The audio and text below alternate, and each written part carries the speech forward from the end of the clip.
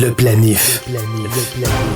Ici, chaque dollar est une pièce de collection façonnée avec art et précision. Préparez-vous à pénétrer un univers où l'argent ne dort jamais.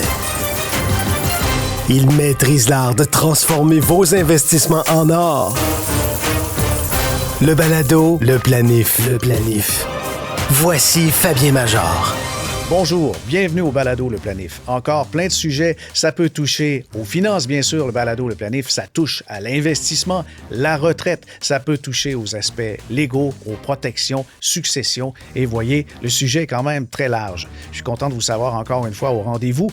Et le sujet maintenant que j'ai envie de vous parler, c'est en fait la confiance que vous avez à gérer vos investissements et à avoir un certain succès dans l'avenir. Une enquête fascinante de Charles Schwab, qui est une firme de courtage à escompte direct aux États-Unis, qui a demandé justement si vous êtes confiant comme investisseur à 3 groupes, les millénarios, la génération X et les boomers, les baby boomers. La question, c'est, pouvez-vous battre le marché ou encore, comment vous investissez? Est-ce que vous transigez régulièrement? Et entre les 3 groupes, il y a des différences notables. Ce qui est étonnant dans les résultats de cette enquête de Charles Schwab, c'est que les plus jeunes, les millénarios, 69% croient pouvoir battre le marché en utilisant des ETF. Les fonds négociés en bourse, by the way, là, ça achète des indices. 100% des fonds négociés en bourse ne battent pas les indices parce qu'ils suivent les indices. Alors, c'est quand même beaucoup de confiance, là, de la surconfiance. 69% des millénarios se disent bien équipés donc pour battre le marché. Mais on va dire, c'est que on transige souvent pour prendre avantage des opportunités de marché.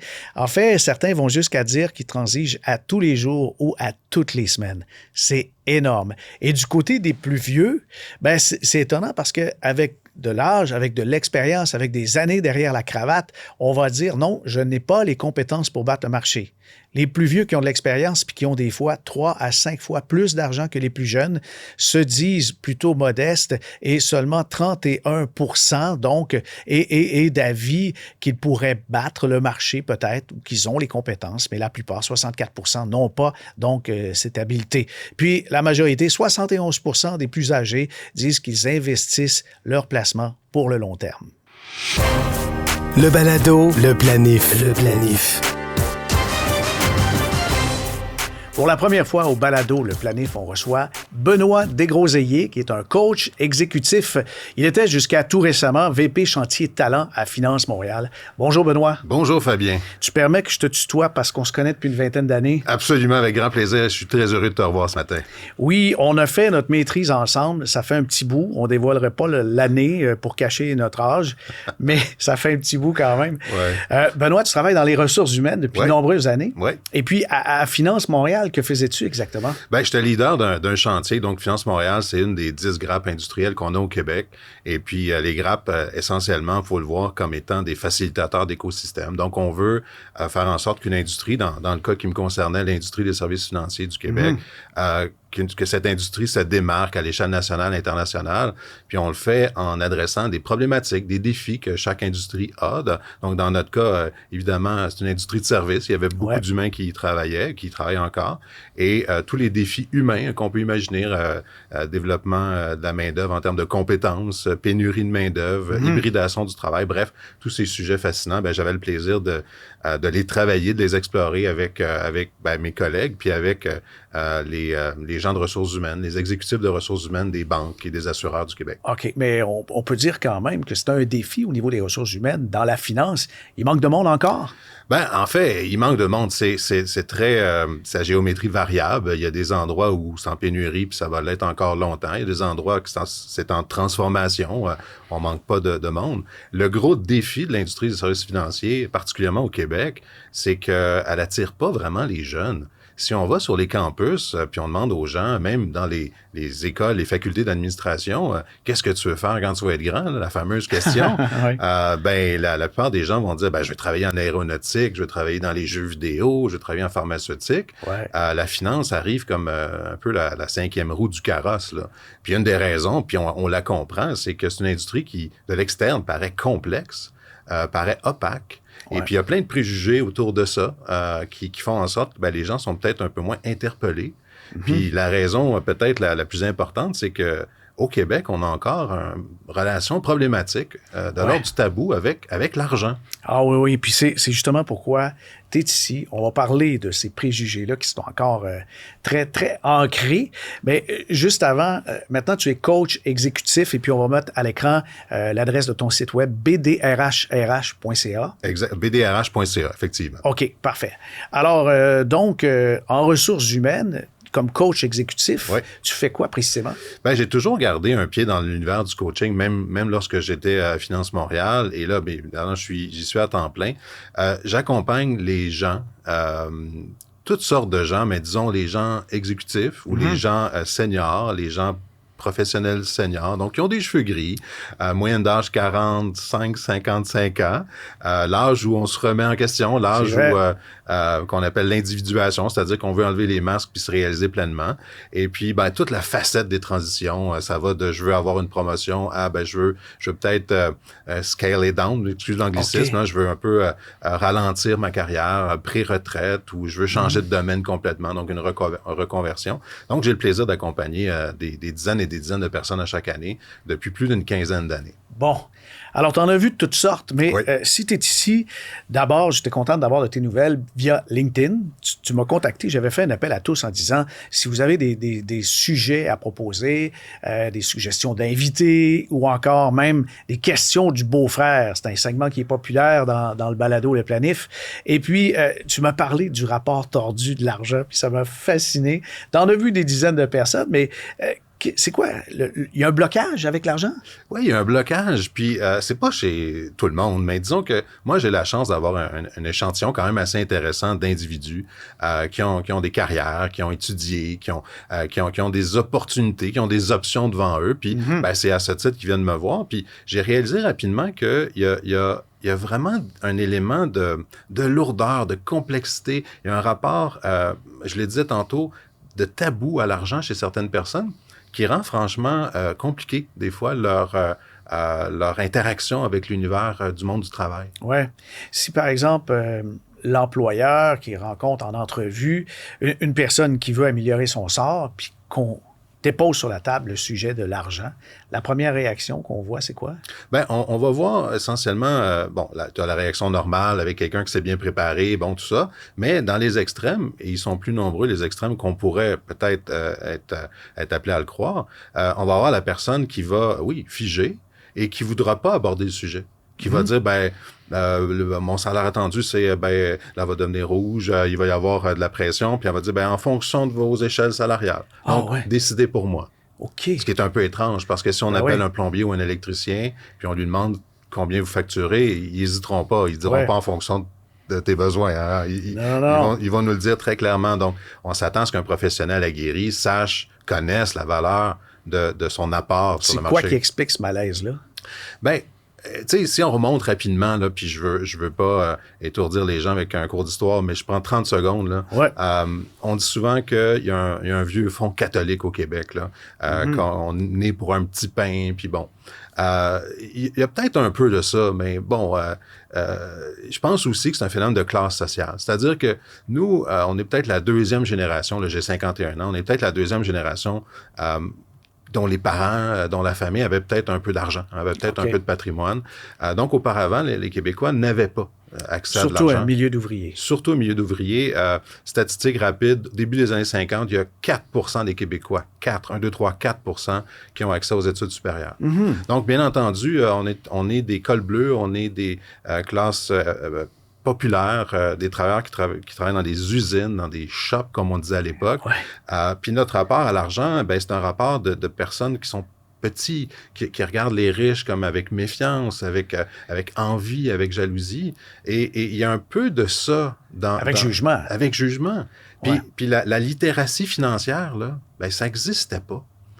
Quand tu avais de l'argent, tu dépensais pour les choses de subsistance. Ah oui, puis même jusqu'à tout récemment, le monde de l'investissement au Québec, ça se limitait à un certificat de dépôt garanti à la caisse. Tout à fait.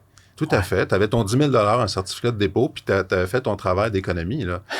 C'était ça. Et donc, ces grands-parents-là ont eu des enfants qui sont venus nos parents nous ont eu. Et puis, le fait que dans l'histoire familiale, dans les histoires familiales, il n'y a pas eu d'argent ou de gestion financière. Gestion aussi, financière, ben, on est pris avec cette espèce d'élément essentiel à notre vie qu'on appelle l'argent, mais on ne sait pas trop quelle valeur y apporter. Est-ce que l'argent, je dois la dépenser au fur et à mesure? Que faire avec cet argent-là? Est-ce que c'est une bonne chose d'avoir de l'argent? Oui, et combien je vaux? Combien je vaux? Puis ce que je vaux, est-ce que c'est moi comme être humain ou c'est la valeur que j'apporte comme professionnel avec mes compétences puis mes expertises? Des fois, il y a confusion entre les deux chez certaines personnes. Sûr. Donc, on hésite entre la peur, la honte et l'incompréhension. Wow! Alors, c'est difficile de naviguer là-dedans, puis d'arriver, puis de dire, quand on pose la question, combien souhaitez-vous avoir comme salaire, puis qu'on dit selon l'échelle, alors que la personne, elle veut améliorer son sort, puis elle est à 150 000, est embêtée de dire, je prendrais au moins 175. Oui, puis aux deux bouts du spectre, on parlait tantôt de la négociation salariale. Ouais. T'as la personne dont je parlais qui était hésitante puis qui disait essentiellement je veux pas en parler, décidez pour moi. Mais à l'autre bout du spectre, t'as la personne qui se surévalue parce que pour cette deuxième personne-là, son rapport à l'argent, c'est un rapport de valeur individuelle comme être humain. Donc moi, j'ai pas de prix. Là. Moi, j'ai une valeur extraordinaire. Donc il y a une distorsion par rapport au salaire qu'on est prêt à accorder à ses compétences puis à son expertise. Donc, on voit ça dans les processus d'entrevue, on voit ça comme coach aussi. Le fait d'être à Montréal, puis Finance Montréal, vous voyez des gens de partout dans le monde. Est-ce que ceux qui viennent dans les pays anglo-saxons ou encore les Européens ont le même rapport avec l'argent? Non, ils ont un rapport différent. On le voit quand on fait des benchmarks internationaux, par exemple, pour comprendre le rapport des populations générales en lien avec les industries et in fine avec le produit de l'industrie des services financiers, c'est l'argent. Mais je le vois aussi comme coach exécutif. Quand j'accompagne quelqu'un qui est, on va dire, québécois de souche, là, qui est, même si le terme peut porter parfois préjudice, mais disons, pour les fins de conversation, versus quelqu'un qui est issu de deuxième famille d'immigration ou quelqu'un qui est issu du volet plus anglophone canadien, le rapport à l'argent est complètement différent. OK. Qu'est-ce qu'on remarque? Qu'est-ce qui est remarquable? C'est un rapport cartésien et même un élément de fierté parce que lorsqu'on a un rapport cartésien et logique à l'argent peut devenir un outil fort utile pour accéder à plein de belles choses dans la vie, mais peut aussi être un élément de justificatif qu'on a réussi notre carrière. J'ai réussi ma carrière parce que j'ai atteint un certain niveau. Okay. Ce niveau-là se matérialise par des titres, par des fonctions, mais aussi par l'argent. Oui. C'est pas mal de faire de l'argent parce qu'on a réussi. Je dis souvent que les gens qui sont très généreux avec l'argent, ça peut être un amplificateur de ce qu'on est, de bon et de moins bon. Puis si on est très généreux avec de l'argent, on va avoir les moyens de ces idées de générosité. J'adore ça, effectivement, parce que le rapport à l'argent parle beaucoup de notre rapport à la société, de notre rapport à l'autorité, de notre rapport à la consommation. Donc, effectivement, il y a, lorsqu'il y a distorsion, il faut remonter la source, là, disons. Je vais t'emmener vers quelque chose parce qu'évidemment, tu es appelé à rencontrer, à voir des gens qui sont en début de carrière ou qui ont débuté leur carrière, mais qui veulent aller un step plus loin. Il y a un mouvement qui vient des États-Unis qui s'appelle le mouvement FIRE. À ne pas confondre avec le FIRE Festival. C'est pas la même affaire que le pain blanc avec la tranche de fromage orange, mais pas pantoute. Celui-là, mouvement FIRE, c'est un mouvement qui est relié à l'accumulation de richesses dans un temps très court pour ensuite être débarrassé du travail. Et puis, on s'assoit, on prend notre retraite à 35 à 40 ans. Ça, est-ce que tu vois des jeunes qui... J'en vois plus que j'en voyais auparavant. Et c'est d'ailleurs un jeune qui m'a parlé du mouvement FIRE. Pour être honnête, je l'avais pas, j'étais pas sur mon radar, cet élément-là. Alors, je me suis renseigné un peu là-dessus, puis j'ai trouvé ça, franchement, disons... j'ai été un peu perturbé par le zèle de certaines personnes à vraiment se surinvestir dans un mouvement qui m'apparaît carencé, disons. C'est comme dire, moi, je mange juste des bananes parce que des bananes, c'est bon pour la santé, puis éventuellement, mon but, c'est d'arrêter de manger à 40 ans. Tu sais, il y a comme, OK, j'ai rien contre les bananes, là, mais il y a un côté, oui, vertueux, mais c'est comme si on amène une vertu à un point tel qu'elle devient totalement, à mon avis, inefficace dans une perspective plus globale de réalisation de soi. Oui, tu parles de réalisation de soi. L'accomplissement, ça fait partie, je pense, d'un beau sentiment. Quelqu'un a sa vie de famille, sa vie professionnelle. Il faut que ça soit fort quelque part. Et avec le mouvement FIRE, est-ce que les adeptes, selon toi, veulent plus se débarrasser ou prennent un travail uniquement pour les revenus? Ben oui. Écoute, le principe, c'est que il y a différentes variantes, évidemment. C'est que tu prends ta retraite à quoi? À 40 ans? Là? Il y en a plus ou moins quelques années, mais... Oui. C'est quoi la recette? C'est que essentiellement, on prend un travail, si possible, le plus payant, parce qu'on peut se permettre. On consacre une somme quand même importante à l'épargne, donc une surabondance d'épargne. Et en filigrane de ça, de façon tacite, qu'est-ce qu'on dit? C'est que le travail, c'est quelque chose dont on doit se débarrasser rapidement. C'est une besogne. C'est une besogne. C'est une corvée. Puis cette corvée-là, on va la mettre derrière nous le plus rapidement possible, puis après, on va pouvoir vivre notre vie. Mm-hmm. Donc, c'est comme si on a vraiment une dichotomie entre le travail, besogne, puis notre vie, ça va être une totale liberté. Totale liberté. Ouais. Or, on le sait, il y a plein de recherches qui le prouvent. Le travail, lorsqu'il est bien réfléchi, puis aujourd'hui, on a des possibilités infinies que, dans l'histoire, un moment unique dans l'histoire, malgré tous les soubresauts, on a accès à tellement de différences, de richesses de métiers différents. Un métier réussi nous aide à se réaliser comme être humain. Ça fait partie de notre identité, de notre legs.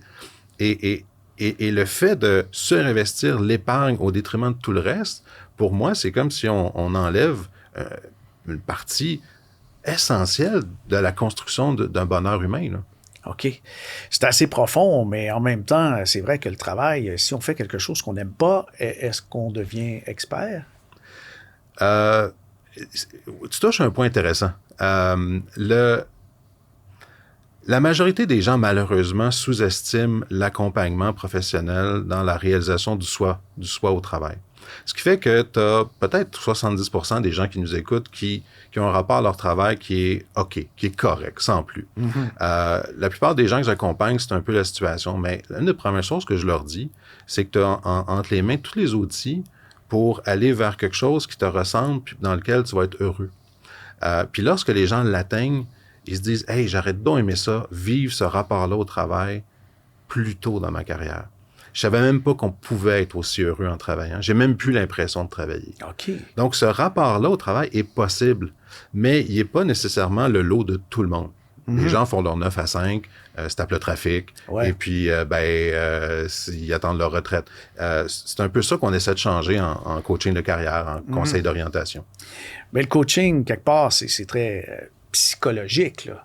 Est-ce que ça va se rapprocher d'une thérapie s'il y a un malaise par rapport à l'argent, s'il y a un malaise par rapport à l'accomplissement de soi dans un travail? Hey, ça, c'est une question. Je suis tellement heureux, Fabien, que tu me poses la question.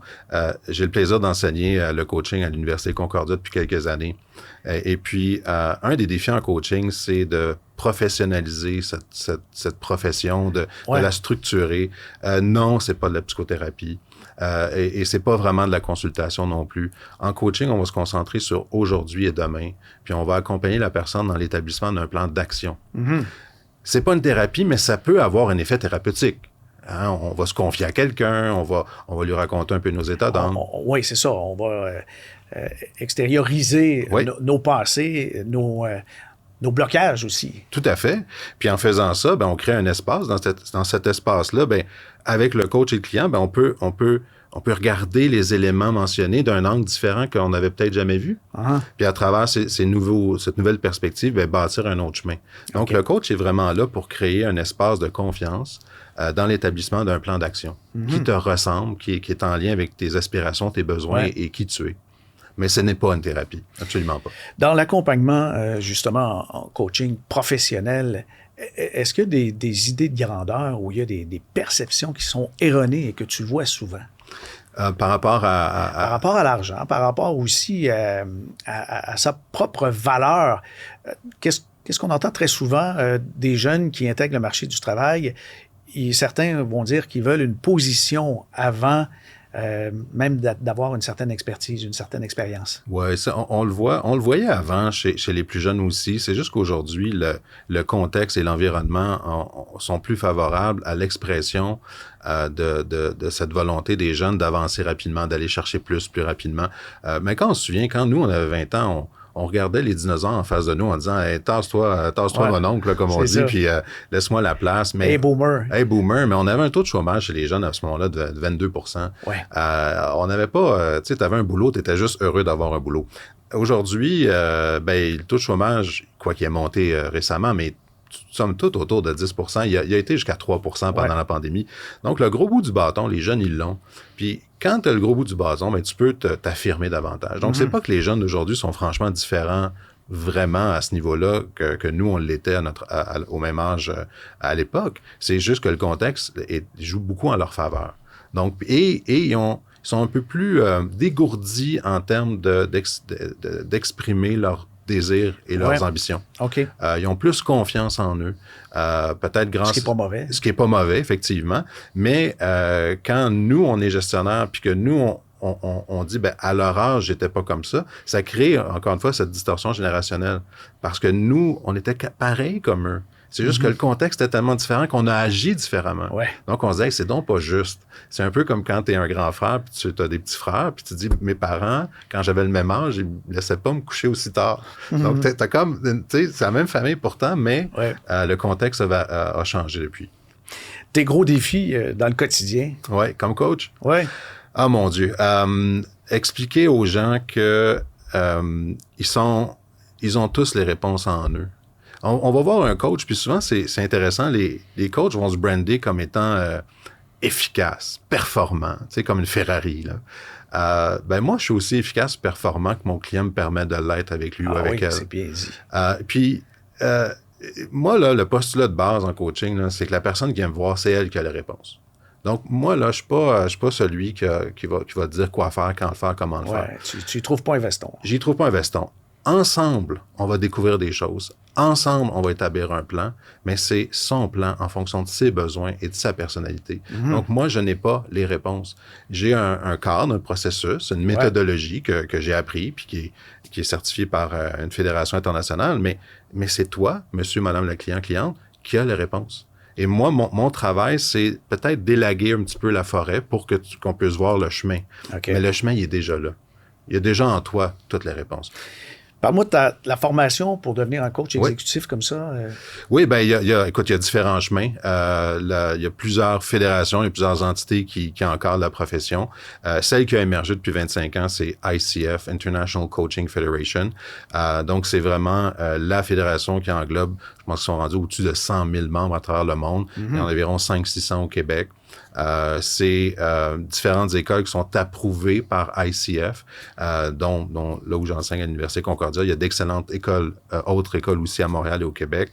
Et c'est un processus quand même assez rigoureux de jusqu'à 200 heures de formation, des centaines d'heures d'accompagnement, de la supervision, du mentorat. Donc, il y a vraiment un cadre. C'est pas un ordre professionnel, mais ça va s'apparenter dans sa forme la plus large.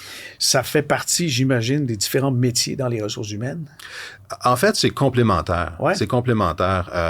Il y a beaucoup de gens qui sont membres de l'ordre des CRHA, donc l'ordre des conseillers en ressources humaines agréés, dont je fais partie aussi, qui vont aller chercher du coaching parce que ce qu'on va apprendre en coaching, entre autres méthodologies, c'est l'écoute active.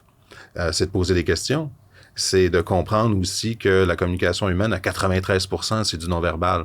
Donc, comment faire passer des messages, comment comprendre son interlocuteur, il y a des techniques quand même assez puissantes, assez intéressantes à apprendre quand ton travail, comme conseiller en ressources humaines, c'est bien souvent d'interagir avec les humains. Eh oui. Donc, oui, c'est pas une branche des ressources humaines, c'est complémentaire, si on veut. OK. Merci, Benoît. C'était passionnant. Merci, Fabien. Très content d'en avoir discuté avec toi. Moi aussi. Bonne journée. Bonne journée. Le balado, le planif. Dans l'angle mort, avec Isabelle Bérard.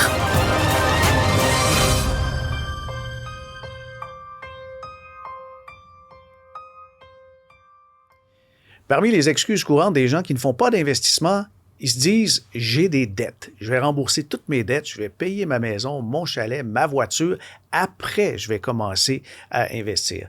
Est-ce que c'est logique? Bien, en fait, Fabien, ça peut sembler logique parce que le fait d'éliminer nos dettes, ça va apporter une certaine paix d'esprit. Ouais. Mais ce confort-là ou cette liberté-là de dette peut amener un très gros trou financier à long terme.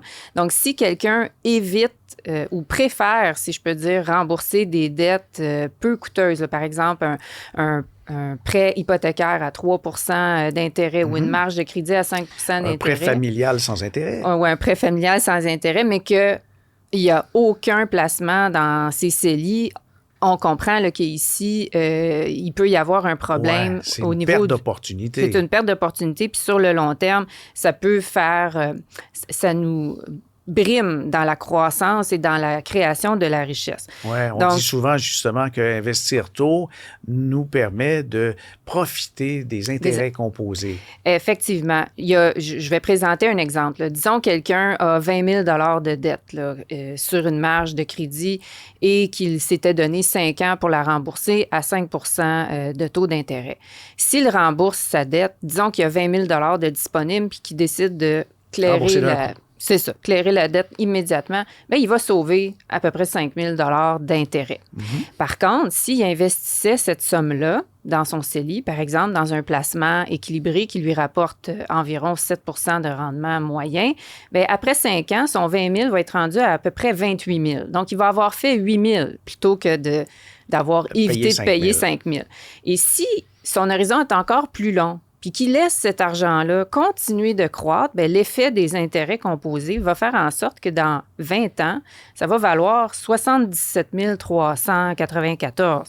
Donc, on parle ici là, que on a vraiment pris beaucoup plus de richesse de cette façon-là que de rembourser le 5 000 d'intérêt. Donc, plutôt que de considérer uniquement le poids émotif, la charge de la dette et de se dire c'est un boulet que je traîne, il faut réfléchir, regarder les taux d'intérêt, regarder aussi l'impact, puis faire des projections peut-être avec ça. Oui, bien c'est sûr qu'on n'est pas en train de dire qu'il faut éviter de rembourser ses dettes et puis toujours prioriser l'épargne. On comprend qu'il y a certaines dettes qu'on se doit de prioriser. Si on a des dettes de carte de crédit à 20 ou 21 % ou des prêts à la consommation à 9-10 %, il faut y penser là, effectivement.